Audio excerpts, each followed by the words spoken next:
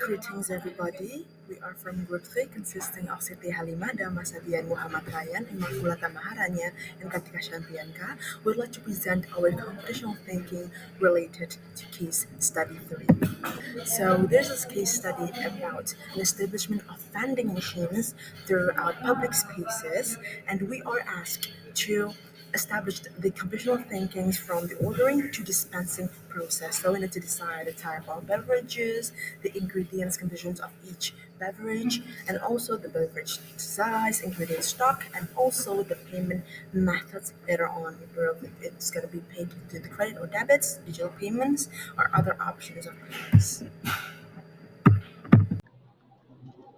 So, to analyze the case, we go into the computational thinking approach, which is first we decompose the problem through the problem decomposition, where we break down the complex problem into smaller, manageable steps, which have been done through the pseudocode. And then we go through the algorithm design, designing the step-by-step instructions for the program to follow, and we do the code implementation, which we have put and the Google Colab as well, and have been inserted in this presentations, which this is where the algorithm is being translated into an actual Python code. And then to go through the trials and errors, we go through the testing and debugging to find each errors on the code. Here are some of the expected key features in the vending machine is that there will be an option of various beverage such as the espresso, the latte, the cappuccino, the americano and all. And then there's size options which are offered, just the small, medium or large sizes. From there, moving on to the stock management, where the vending machine itself, through the code, will keep in track of the essential ingredients such as the coffee beans, water, milk, sugar, and cups.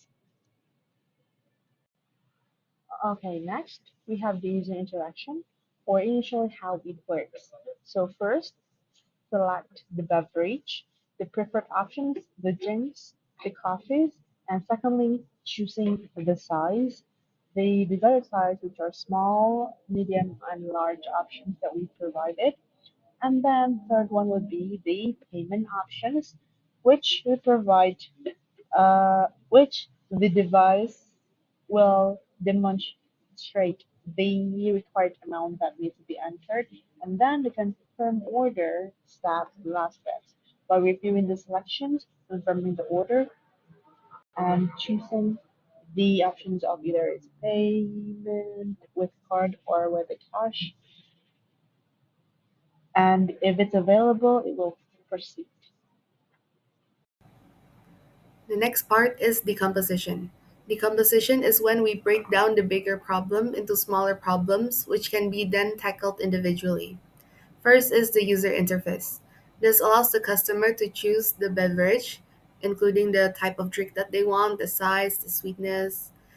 And the next is the ingredient management, in which the system will track and update the stock of the ingredients, including coffee beans, water, milk, sugar, and cups, and notify when one of the items is low on stock and a refill is needed. Next is the payment processing, in which in this scenario, the machine accepts three types of payments: cash, card, and digital. Next is the beverage preparation, which is the step by step to execute the steps required to make the selected beverage. Lastly, it's the error handling and notification, in which the system will identify and notify when issues occur, such as when something is low in stock or a mechanical failure happens. Next is the pattern recognition. So, pattern recognition means to identify the similarities or trends within problems. And when we recognize repeating patterns, it helps to simplify the solution by applying the same methods to similar tasks. So, in the vending machine's operation, we can identify several repeating patterns, including first is the beverage preparation. So, all types of beverage, including espresso, latte, and cappuccino, follow a similar pattern of steps, which is to select the ingredients, mix or prepare them, and then dispense them in a cup. Next is the stock management.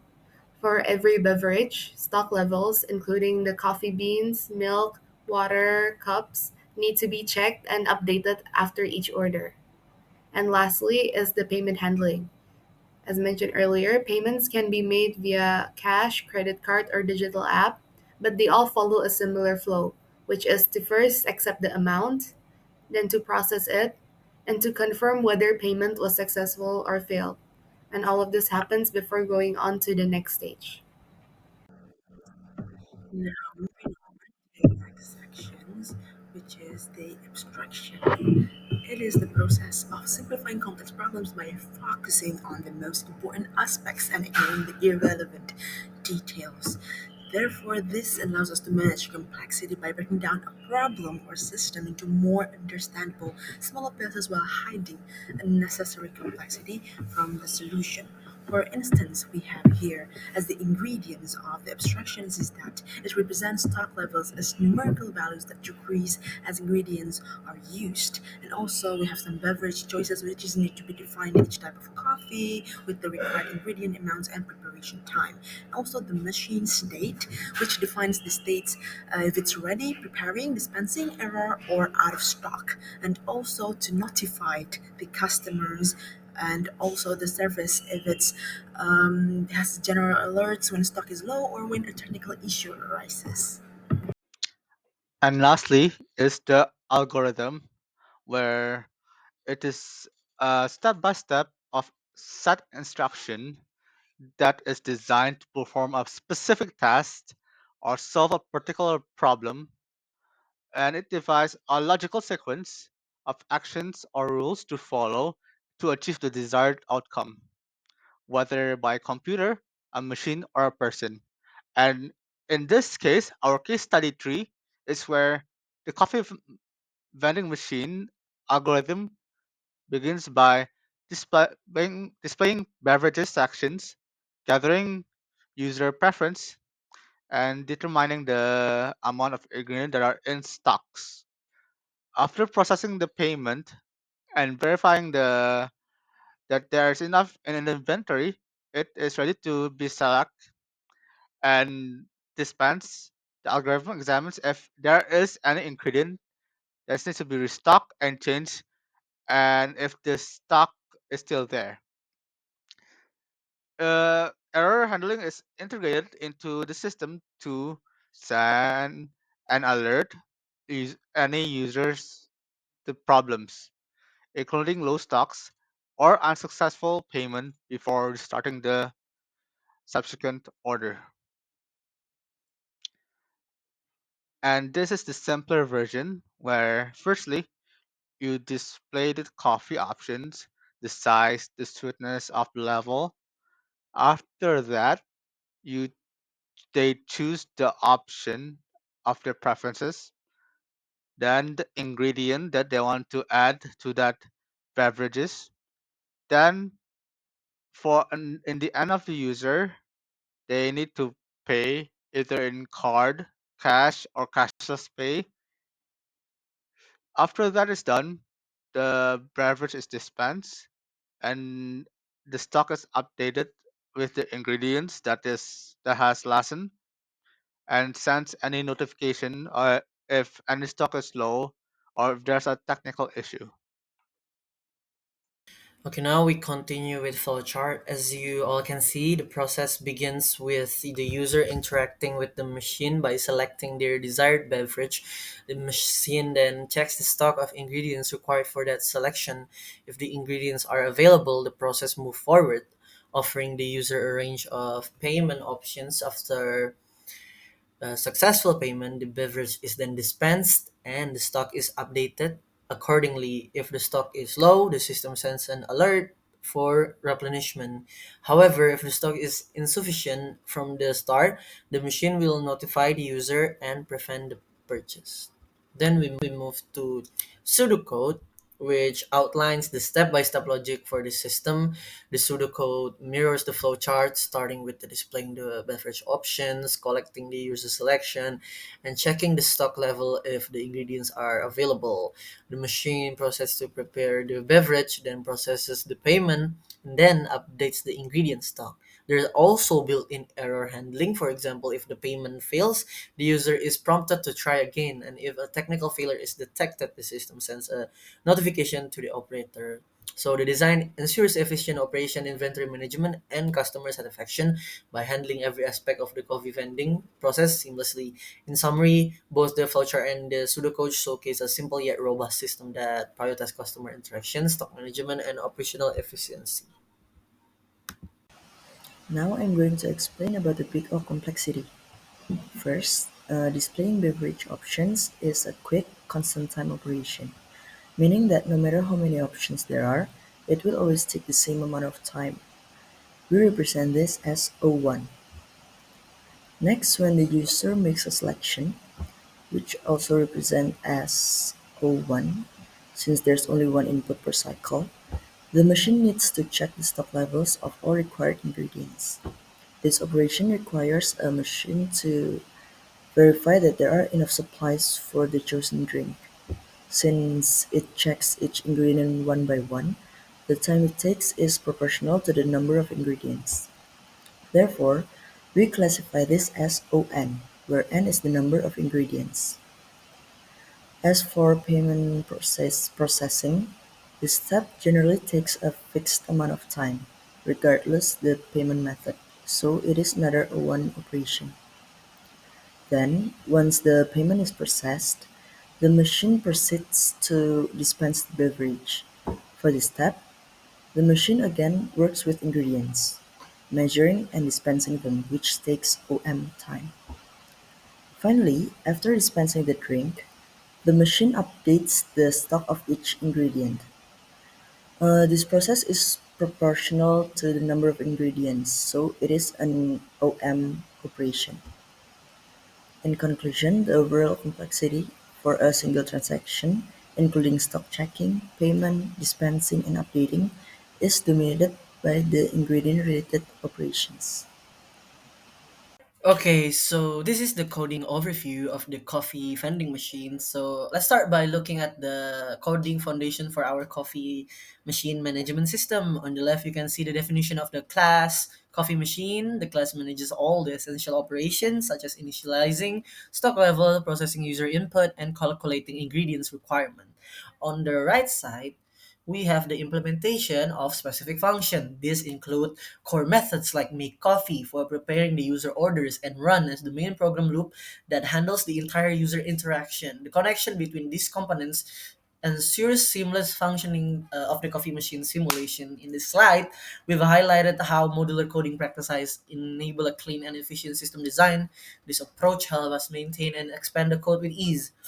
Okay, now let's explore specific features of the code and how they are implemented. So now, in this slide, we focus on input and output management within the system. The program first displays a menu of beverage options for the user to choose from. The user inputs their choice of beverage size and sweetness. As shown in the code snippet, the run method ensures that the user input is validated and passed to the make coffee function for processing. The output is then designed to provide real-time feedback such as whether the order is being prepared or if there are errors like insufficient stock. For instance, if the stock is low, the program alert the users with a clear notification. This interaction then ensures a smooth and user-friendly experience throughout the whole process. And next, let's see how condition selection in algorithms support decision making within the system. Here we dive deep into the use of condition selection within the code. The method check stock is a prime example. It verifies whether there is sufficient stock to fulfill the user's order. For each ingredient, the program checks its availability and provides specific alerts if any ingredient is missing. Similarly, it ensures there are enough cups available for the order. These conditions not only help avoid runtime errors but also improve the user experience by providing a clear and actionable notification. This logical flow of condition check is integral to the reliability of the coffee machine system. Now let's move on to the how static and dynamic data is managed within the system. This slide illustrates how the system manages both the static and dynamic data effectively and efficiently. On the left, you can see how the initialization of static data, the stock of ingredients like coffee, water, milk, sugar, and cups, is predefined, along with the recipes for each beverage type. Each receipt specifies the required quantities of ingredients for a single serving. As the program runs, the data becomes dynamic. For instance, after each order, the update stock method deducts the used quantities from the stock.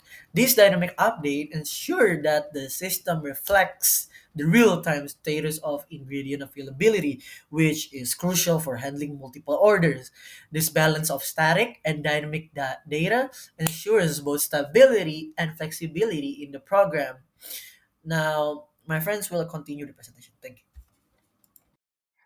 And in this slide, we're talking about looping in algorithm, where, as you can see in this code, we have a looping mechanism where you can rebuy, redo the drinks that you want. You can do this either until you transact the drinks that you want, or you exit and cancel it to get the processes. And in this slide, we are talking about modular programming using functions, which is a core function that are separated into modular function, making the code more reliable and reusable. It is a programming design technique to break down into smaller reusable function or modules. Each module performs single, well-defined task. It is easier to understand and maintain. It can be reused in different parts of the program, and the issues can be isolated to specific functions, which is simpler. And you can see this in this code right here.